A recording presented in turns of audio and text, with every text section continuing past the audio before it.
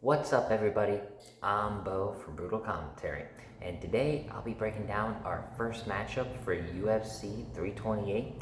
This is going to take place in Newark, New Jersey on this Saturday, May 9th.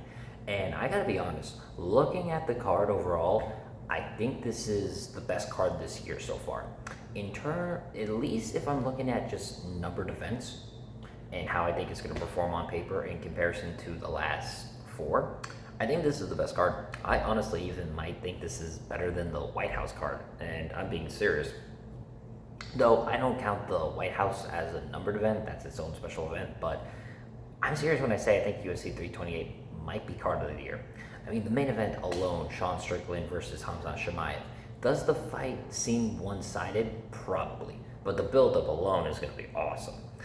Then you just look at the rest of the card. I mean, Bobby Green versus Jeremy Stevens, a good OG fight, including like Jim Miller versus Jared Gordon.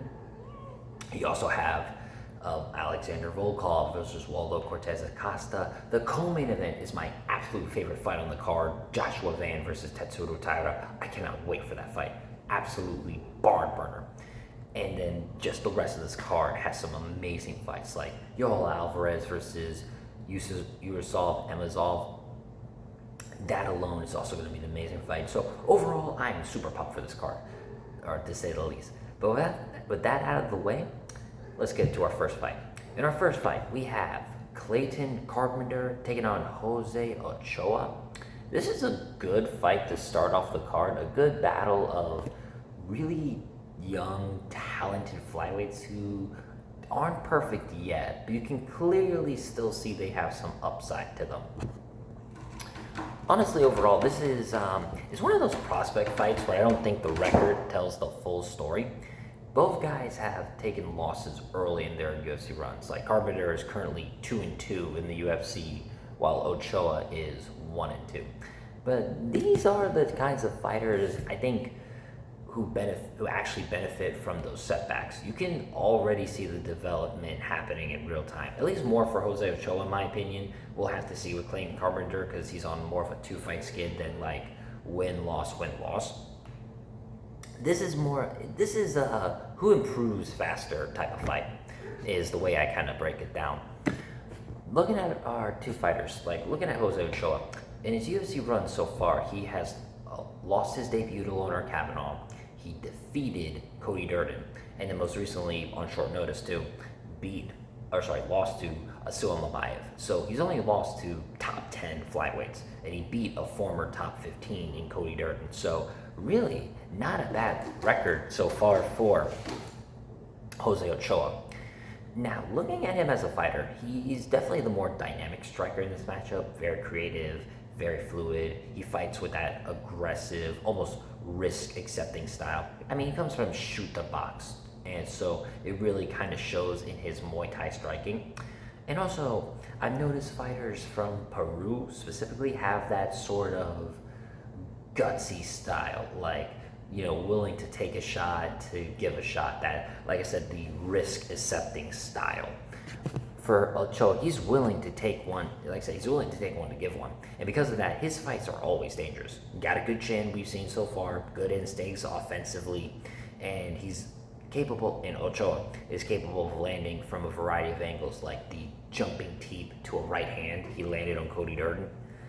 And so it shows that Ochoa, not just straight shots, he can mix things up well and keep opponents guessing. On the ground, Ochoa is not helpless either. While Ochoa can get taken down, we've seen him get out-wrestled quite a bit. Very active off his back. Looks for submissions, scrambles, not just accepting bad positions. That makes Ochoa tricky, even when he's technically losing phases of the fight, like I said in the wrestling. Excuse me. Now, looking at Clayton Carpenter, I think Carpenter is the more structured. I think it's just a bit more well-rounded. The biggest advantage Carpenter has in this fight is his wrestling. He's a good offensive wrestler. We've seen it from the fight with Rafael Filho to Lucas Rocha. Durden is very good at securing takedowns, controlling position, and just dictating where the fight takes place. His grappling overall is very solid and good enough to where he did give Tagir Olombakov in a loss a tough time controlling him and taking him down at all. So overall, Clayton Carpenter is a good grappler. Now, I know he got recently submitted by Jafil Filio, but Filio is a very good offensive grappler. It's very hard to deal with that guy. I mean, I know Durden did it like 2 weeks ago, but it's a different level. Well, but still, it shows that Carpenter, he's comfortable working through positions rather than forcing something chaotic. On the feet, I think Carpenter, he's more technical and flashy. Clean fundamentals, good shot selections, but not overly dynamic or unpredictable as Jose Ochoa.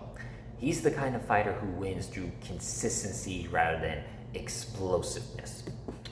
Now, stylistically, this comes down to control versus damage. I know Clayton Carpenter has a style where he can finish fights, but I think Carpenter's going to want to control the fight, use his wrestling, manage position, just limits the chaos that Jose Ochoa is going to bring.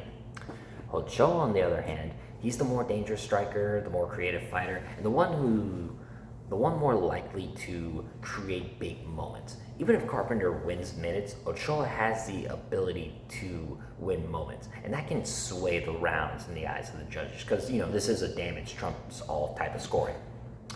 Now, how the fight plays out, I expect Carpenter to look for the takedowns early. That's the clearest path. If he can consistently get Ochoa down and control him, he can rack up time and possibly even find a submission. It'll be tricky, but I think he could. But Ochoa's not going to make that easy. Ochoa, he's going to be throwing, moving, and forcing Carpenter to deal with unpredictable offense on the way in. And even when taken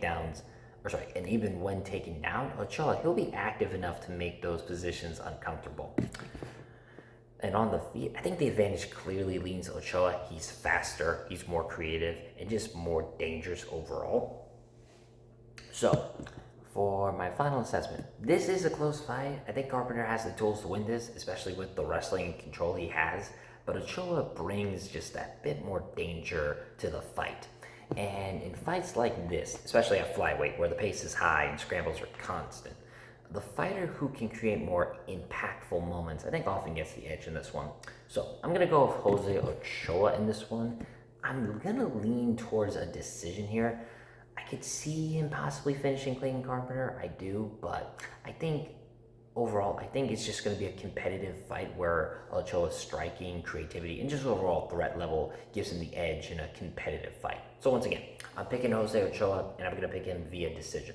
But with that being said, that's been my breakdown of this matchup. If you enjoyed this video, like, subscribe, and leave a comment down below on who you think is going to win. But until then, I've been Bo from Brutal Commentary. I thank you all for listening. And remember, stay calm, stay respectful, and enjoy the violence. I'll see y'all next time.